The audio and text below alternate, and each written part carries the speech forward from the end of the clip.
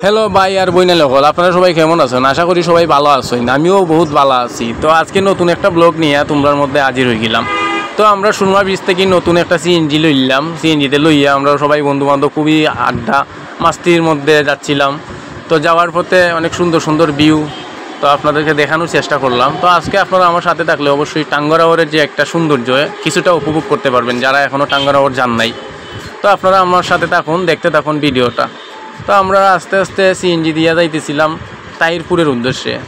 তো সবাই আড্ডা মারতেছি। তো ওইখানে আসলাম তাহিরপুরে। আসার পর একটা ছোটো নৌকা লইলাম। লোয়ার পরে সবাই মিলিয়া নৌকার মধ্যে এনজয় মাস্তি, অনেক হাসি ঠাট্টা গান বাজনা করলাম। তো চলে আসলাম আমরা টাঙ্গার মেইন পয়েন্টে। আসার পর এখানে দেখেন খুব সুন্দর ভিউটা দেখেন।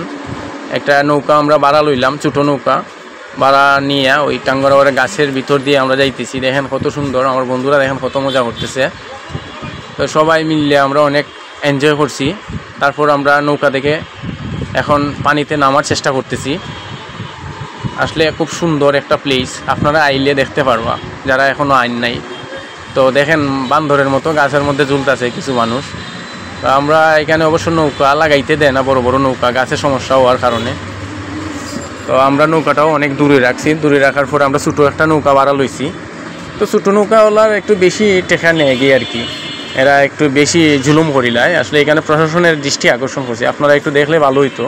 দেখেন ওয়াচ টাওয়ারটা কত সুন্দর, খুব সুন্দর ওয়াচ টাওয়ারটা। আমরা সকাল গেছিলাম, যার কারণে আমরা ওয়াচ টাওয়ারে উঠতে পারছি। এই সময় মানুষের একটু ভিড় কম ছিল আর কি। দেখেন ওয়াচ টাওয়ার থেকে খুব সুন্দর একটা ভিডিও দেখেন, উপরের সুন্দর ভিউগুলা দেখা যাচ্ছে দেখেন উপর থেকে।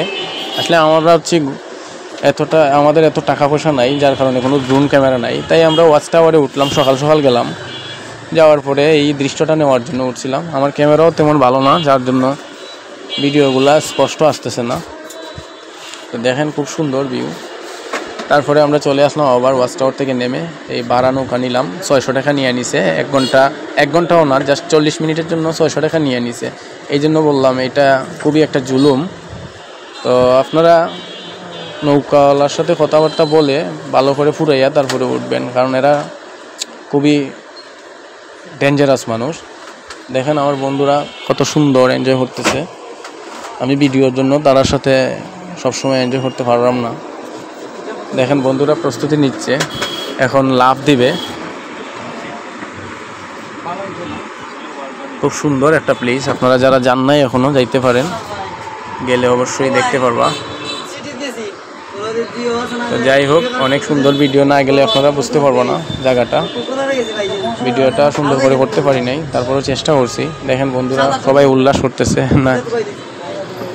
তো যারা সুন্দর সুন্দর মজার এবং আঞ্চলিক ভাষায় ভিডিও পেতে চান, তারা আমার পেজে ফলো দিয়ে আমার সাথে থাকবেন।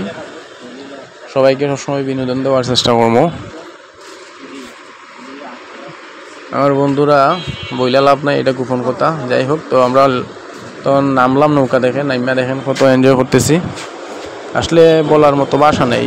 টেকা যাই যাক না কেন, অনেক এনজয় হয়েছে। টেকার তুলনায় এনজয় অনেক ভালো হয়েছে।